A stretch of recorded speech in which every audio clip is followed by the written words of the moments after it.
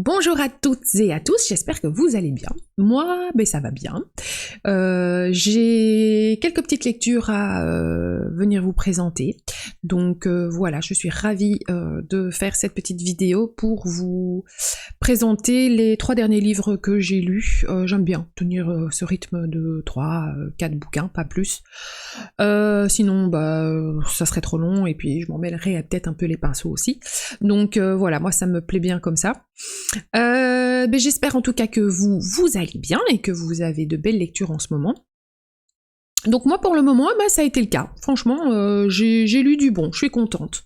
J'ai commencé par lire un thriller domestique, ensuite je suis partie sur une histoire de famille, un petit contemporain, et puis j'ai terminé avec une apothéose, mais je vais vous raconter tout ça dans un instant. Donc, premier livre que j'ai lu, c'est Tout est secret de Lisa Jewell, que j'ai moi acheté en édition poche, donc c'est chez Hauteville Suspense, et c'est vraiment un suspense thriller domestique, mais voilà, le petit thriller assez soft, hein, il n'y a pas de grosses scènes hyper gore.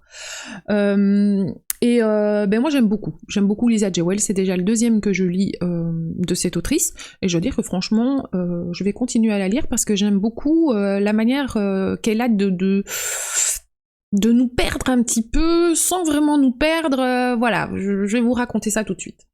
Donc dans Tout est secret, on est avec un thriller de voisinage, hein. C'est vraiment ça, on est dans un quartier huppé de Bristol, et il se passe jamais rien dans ce quartier, tout va toujours pour le mieux, tout le monde s'entend bien, on ne se connaît pas plus que ça, on ne se parle pas plus que ça, mais bon voilà, tout le monde a l'air de plus ou moins bien s'entendre. Et jusqu'au jour où, malheureusement, on va retrouver un cadavre dans une cuisine, un cadavre lardé de coups de couteau. Donc c'est la seule scène un petit peu gore dans l'histoire, et encore, c'est pas raconté avec 5000 litres d'hémoglobine, etc., quoi. Ça reste assez soft. Et évidemment, vous pensez bien qu'à partir de ce moment-là, tout le monde va commencer à s'épier un peu les uns les autres, à se poser des questions les uns sur les autres, et même pour certains à développer certaines obsessions sur certains personnages de leur entourage.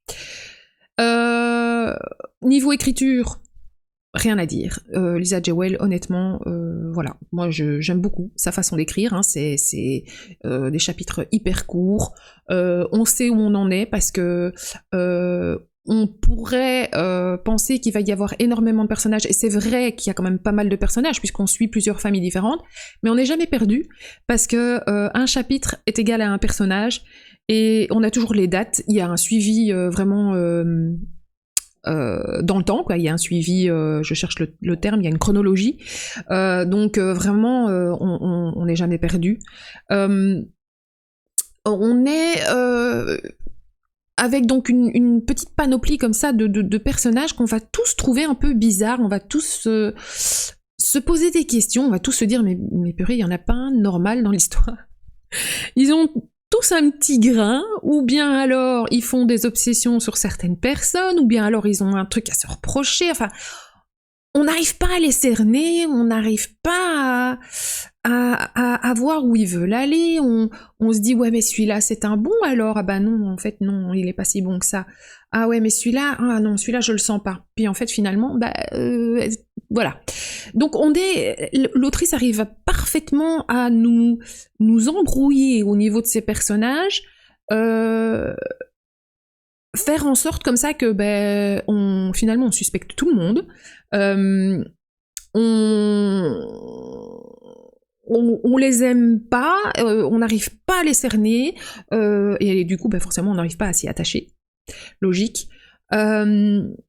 Et tout ça par son écriture en fait, parce qu'elle a une telle façon de décrire la psychologie de ces personnages, et de tellement finement travailler ces personnages que voilà, ça rend le bouquin hyper intéressant et hyper addictif, parce que forcément finalement on veut savoir, quoi. On veut savoir qui a fait le coup, qui est le méchant dans l'histoire, et voilà. Donc moi, je l'ai lu en 2 jours, pour vous dire. J'ai vraiment beaucoup aimé. Même si je vous dis, bah au début, bah oui, vous êtes un peu perdu parce que vous vous dites, bon bah qui est qui, enfin qui est qui. Pas dans le sens où vous n'arrivez pas à vous retrouver dans le nombre de personnages, hein. Dans le sens, est-ce que celui-là c'est un bon, est-ce que celui-là c'est un mauvais, etc.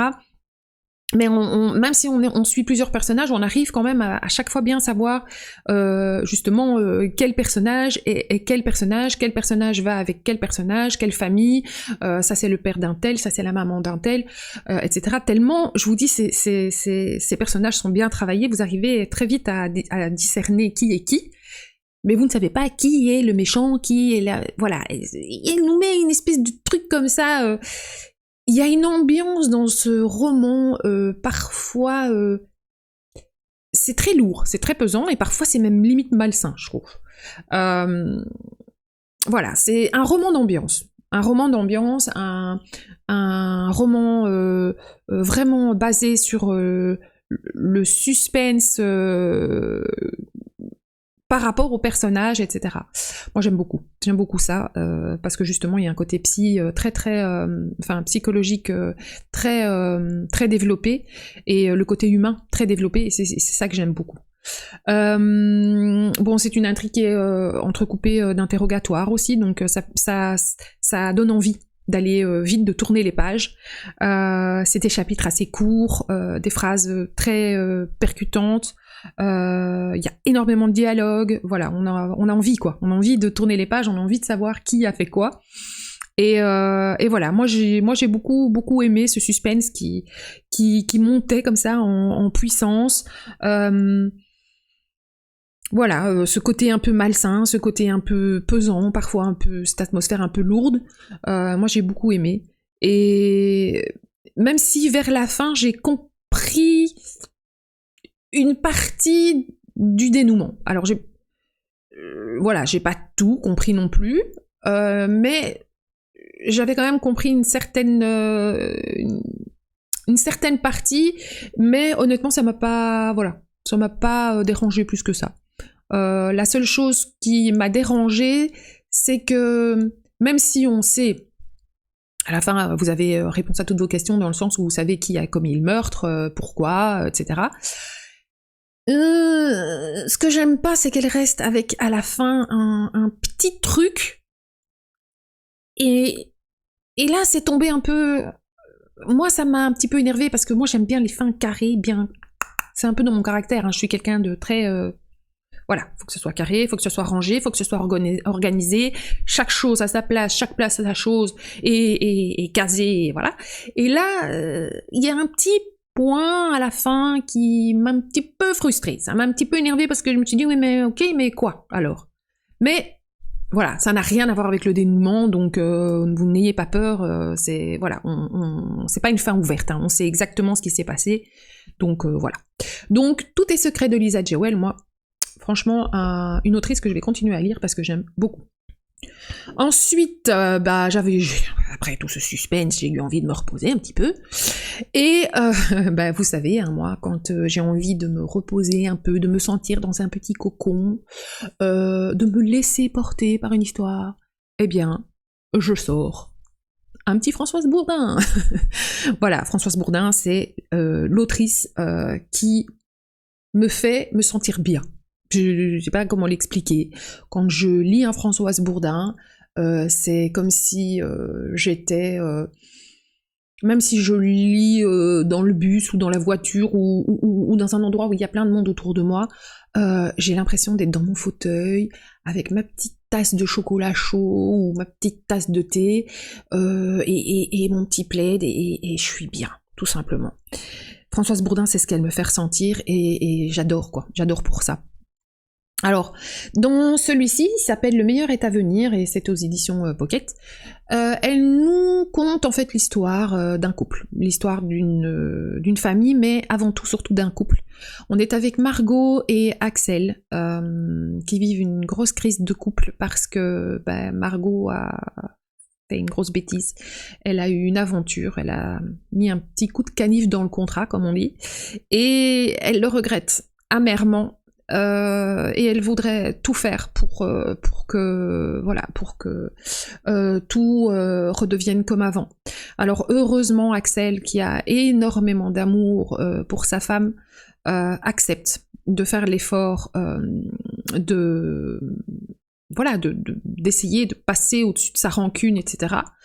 Et pour se reconstruire, il décide en fait de changer complètement de vie, d'abandonner la vie parisienne, la vie de fou qu'il menait à Paris, pour aller du côté de la Normandie, reprendre en fait le manoir familial de la famille d'Axel, et éventuellement, donc en pleine campagne, en créer un gîte, et donc changer complètement de vie, quoi. Alors, ben voilà, encore une fois, ça l'a fait, hein. Françoise Bourdin, elle a l'art de créer des personnages qui ont des comportements, des réactions tellement réalistes, c'est tellement crédible en fait ce qu'elle raconte, c'est... Voilà, c'est tellement humain, c'est profondément humain, Françoise Bourdin. Ces personnages sont profondément humains. Ce sont des personnages que... Ça pourrait être moi, ça pourrait être vous, ça pourrait être vos voisins, ça pourrait être... C'est la vie de tout le monde, en fait. Et c'est ça que j'aime beaucoup chez elle. Alors, on s'attache forcément, hein, parce que forcément, elle nous les rend très très attachants. On s'attache aux personnages, on peut en aimer très très fort, comme on peut en détester quelques-uns aussi, mais ils nous laissent pas indifférents, quoi. Donc forcément, on s'y attache, que ça soit dans le mauvais sens ou pas. On veut savoir ce qu'ils vont devenir, on veut savoir quel sera leur futur. Et voilà, moi c'est ce côté très humain que j'aime chez Françoise Bourdin. Et c'est ce qui fait que je continue à la lire. Alors cette fois-ci, l'intrigue en elle-même, elle ne m'a pas non plus transcendée. Hein, c'est pas, je veux dire, c'est pas mon préféré de tous ceux que j'ai lus. Et heureusement, il m'en reste encore plein à lire, je suis trop contente. Parce que j'ai trouvé que son intrigue, cette fois-ci, a été un peu plate, en fait. Il n'y a pas beaucoup de rebondissements, c'est sans surprise, quoi. On vit la destruction d'un couple, et puis on vit sa reconstruction, tout simplement, avec tous les sentiments qui peuvent aller avec, donc la culpabilité, les profonds regrets, la rancune pour Axel, le fait de devoir passer au-dessus de tout ça, mais il y a beaucoup d'amour, il y a beaucoup d'espoir, c'est un couple qui à la base était solide, et qui veut tout faire en fait pour récupérer la confiance qu'ils avaient en eux, la complicité, et voilà, et je vous dis, c'est beau parce que c'est humain, tout simplement. Et mais voilà, dans celui-ci, oui, effectivement, il n'y a pas énormément de surprises, quoi. Hein. C'est une intrigue assez linéaire. Hein. Y a, voilà, je vous dis, c'est les personnages en fait qui portent l'histoire. Et bon, voilà, moi, en général, ça le fait toujours. Hein. Moi, je me laisse emporter. Je me laisse guider, je me laisse, voilà, voilà, c'est un effet reposant. J'aime beaucoup pour ce côté-là. C'est toujours fluide, c'est limpide, c'est simple, mais c'est bien écrit. Voilà, c'est Françoise Bourdin. Et je suis contente d'en avoir encore énormément à découvrir parce que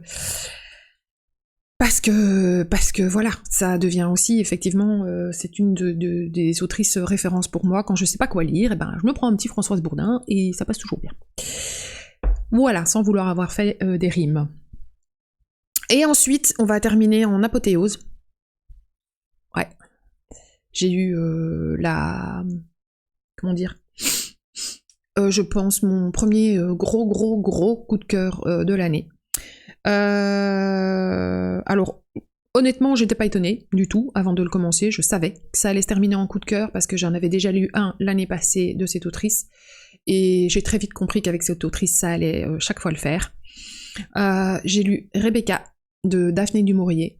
dans cette magnifique édition vintage que moi j'adore. D'ailleurs, je devrais peut-être une fois vous faire une petite vidéo parce que je collectionne ces éditions-là. J'adore, moi, les vieilles éditions livres de poche. On les trouve beaucoup en boîte à livres et ça m'arrange très bien parce que j'adore tout simplement ces bouquins. Je sais pas, rien que... Alors, ne me traitez pas de folle, hein, mais le parfum des pages de ces vieux livres, c'est un délice pour moi. Oui, bah, je pense ne pas être la seule. Je crois qu'il y a d'autres sniffeuses de livres parmi les lecteurs et les lectrices, donc sniffeurs ou sniffeuses. Mais moi, je suis une sniffeuse de livres, c'est comme ça. Et notamment de ces vieilles éditions que j'adore et que je collectionne. Dès que j'en trouve un dans une boîte à livres, je le prends. Alors, bon, il faut aussi qu'un temps soit peu quand même que l'auteur ou que l'histoire m'intéresse, mais voilà, je les prends parce que j'adore. J'adore ces pages jaunies, ces livres qui ont vécu, voilà, j'adore. Alors, c'est écrit assez petit, hein, quand même. Je sais pas si vous allez voir bien, mais voilà. Donc, c'est des petites pattes de mouche, et pour mes yeux vieillissants, ça commence à devenir un peu compliqué. Mais, bah, quelque part, ça me force aussi à ralentir, à prendre le temps. Et c'est bien. C'est bien, tout simplement, ça fait du bien de s'installer dans son petit fauteuil avec son bouquin, et je savoure comme ça chaque phrase, chaque mot, chaque page, et voilà, ça me prend vraiment, ça me fait vraiment plaisir de revenir à cette lecture en mode un peu slow, comme ça, surtout que bien souvent, dans ces éditions-là, ce sont des classiques, hein, donc voilà, il faut les déguster, quoi. Enfin, c'est mon avis, hein. Bon, on va en revenir à Rebecca quand même. Alors Rebecca, est-ce que quelqu'un ne connaît pas Rebecca ? C'est le cas de le dire d'ailleurs. Cette histoire, en fait, c'est l'histoire de Maxime de Winter, donc un noble, qui a récemment perdu sa femme, Rebecca, qui malheureusement est décédée noyée. On l'a retrouvée noyée. Et pour un petit peu faire son deuil, il décide de partir pendant quelques semaines, faire un séjour à Monte Carlo, où il va faire la rencontre d'une jeune femme.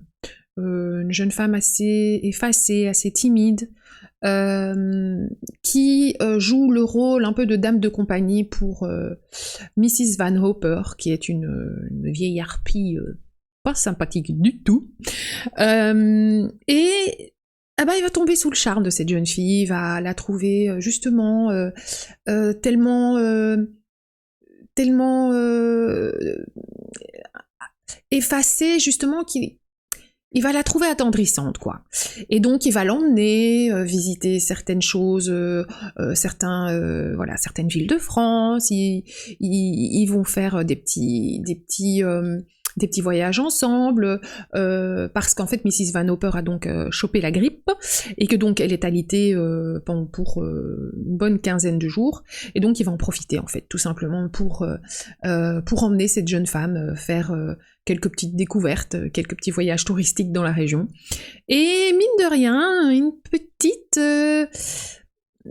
rapprochement va se faire jusqu'au jour où la jeune femme lui apprend que malheureusement Mrs. Van Hopper va beaucoup mieux et qu'elle a décidé de partir avec sa dame de compagnie à New York.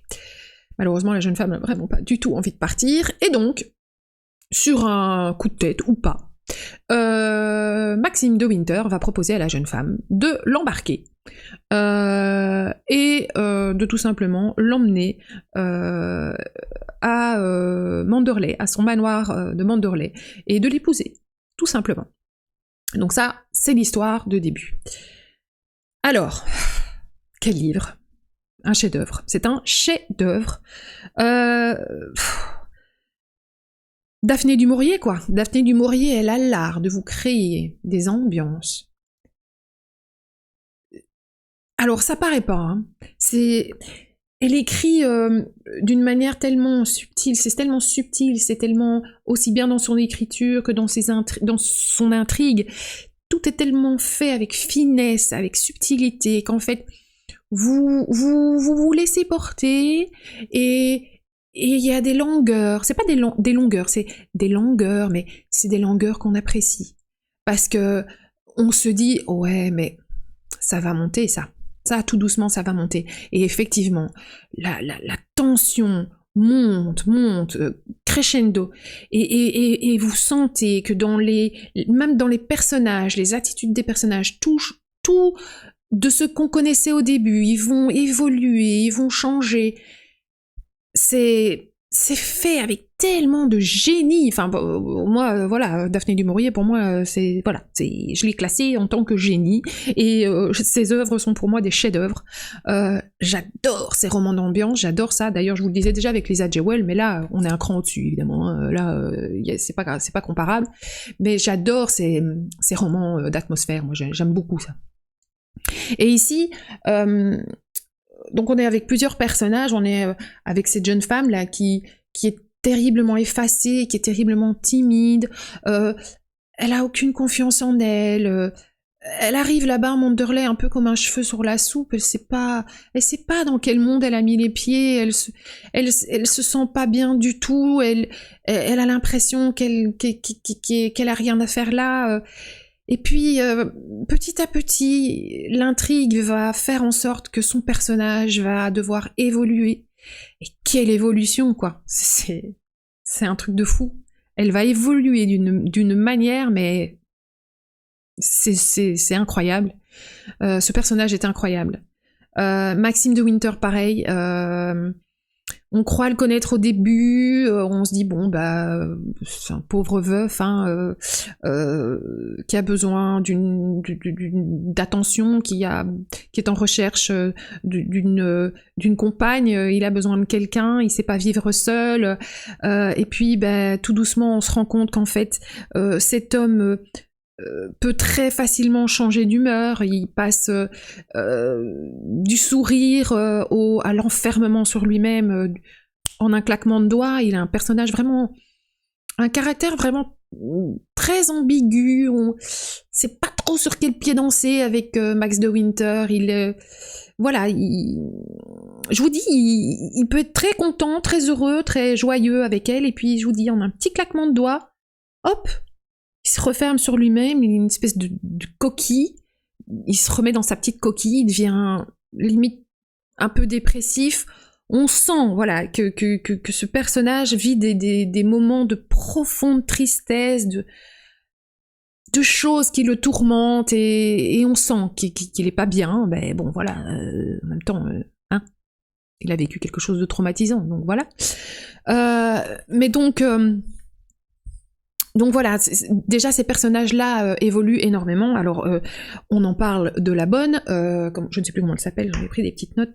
La bonne, je sais plus comment elle s'appelle. Enfin bref, la bonne qui était plus qu'une bonne pour Rebecca. Hein. C'était, elle a quasi élevé Rebecca, et elle en veut à cette jeune femme. Elle en veut à cette jeune femme parce que pour elle, Rebecca est irremplaçable.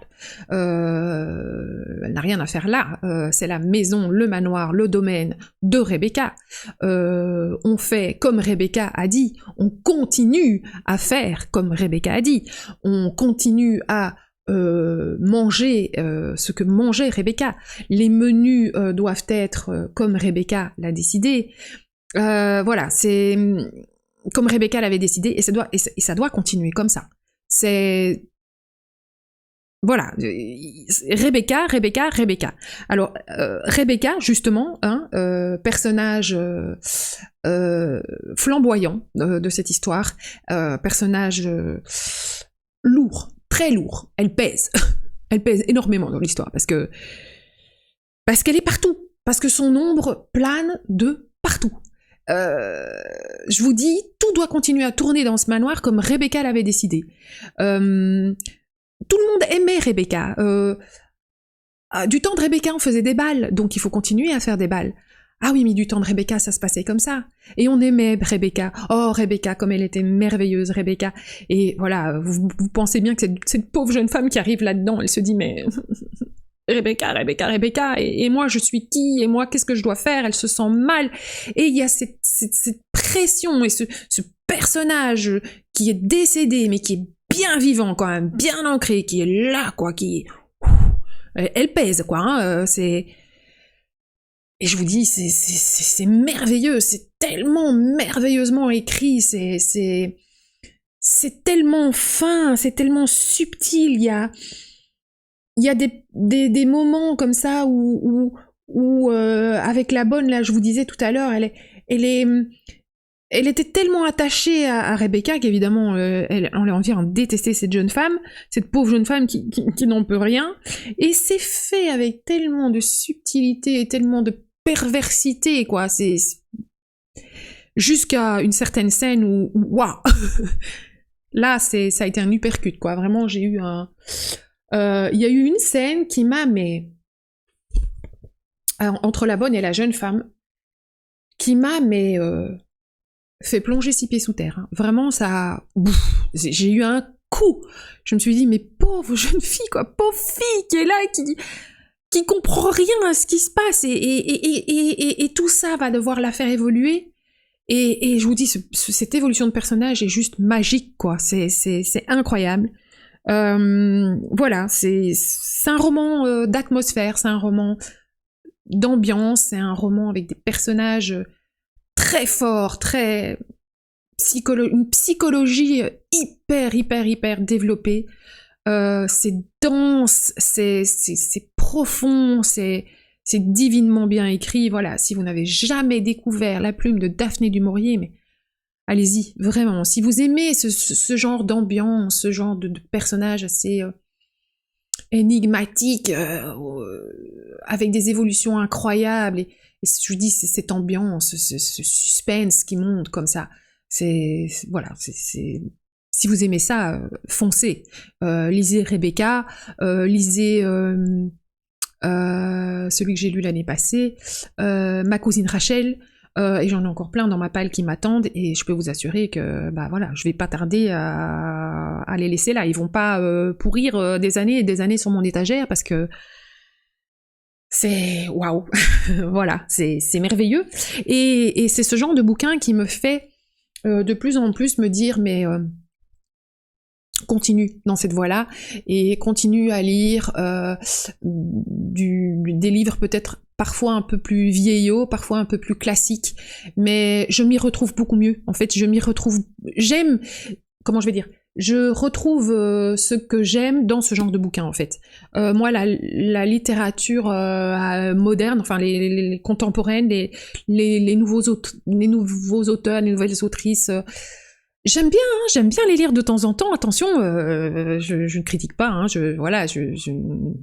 qui je serais pour critiquer un auteur ou une autrice. Mais j'aime beaucoup de temps en temps lire un thriller assez moderne ou un petit contemporain. Voilà, des autrices comme Virginie Grimaldi, Aurélie Vallogne. J'aime beaucoup aussi. Mais c'est là-dedans, moi. C'est là-dedans que je trouve mon bonheur. Vraiment, c'est là-dedans que je trouve ce que j'ai envie de trouver, de la densité, de la profondeur des personnages. C'est ça que j'aime, et c'est là que je vais continuer, je pense, à aller, parce que il y en a tellement à découvrir, en fait, finalement. Oui, c'est bien de lire de la nouveauté, mais je pense que dans les romans un peu plus anciens, les auteurs, les autrices plus anciennes, plus classiques, je pense que je trouverai plus ce que j'ai envie de lire, en fait, tout simplement.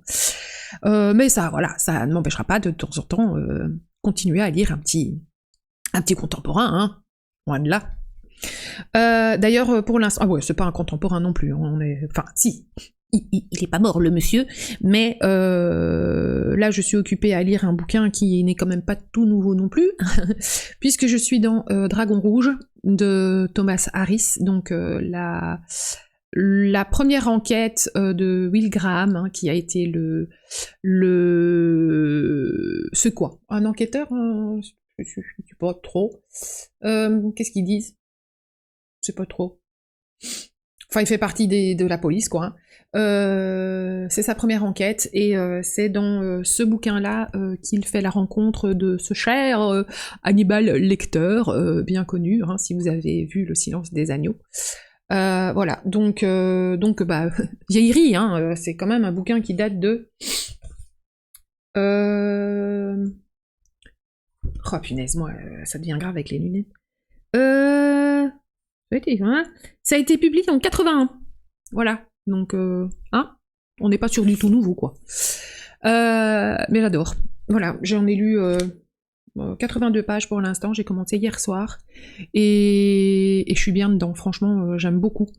Alors je sais qu'on va partir avec un gros psychopathe, hein, ça c'est sûr et certain, voilà, hein, Hannibal Lecter quand même, et le serial killer qui opère dans ce bouquin-là, il est pas mal non plus. Voilà. Voilà, là, si par contre vous n'aimez pas tout ce qui est un peu gore, voilà, faut peut-être pas aller vers ça, quoi. Voilà, donc voilà, vous êtes au courant de ma lecture actuelle, qui se passe plutôt bien. Donc je vais continuer, je pense, voilà, quand j'aurai fini cette vidéo. Je crois que je n'ai plus rien à faire pour l'instant, donc je vais me remettre à ma lecture avec grand bonheur.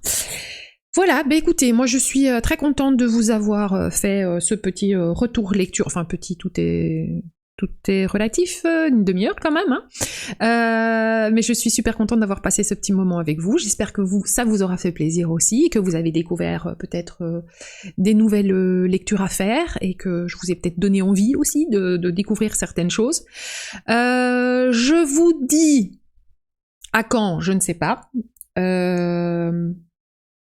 Écoutez, je ne sais pas encore quand j'aurai suffisamment de lectures lues pour vous faire, enfin, de livres lus pour vous faire un petit retour, ou bien alors, allez savoir, je ferai peut-être un petit tag, ou peut-être une petite vidéo pour vous montrer donc ma petite collection de livres vintage là, qui se trouvent dans ma bibliothèque. Je ne sais pas, on verra bien, selon mon humeur et selon mes envies. En tout cas, moi, je vous fais d'énormes bisous.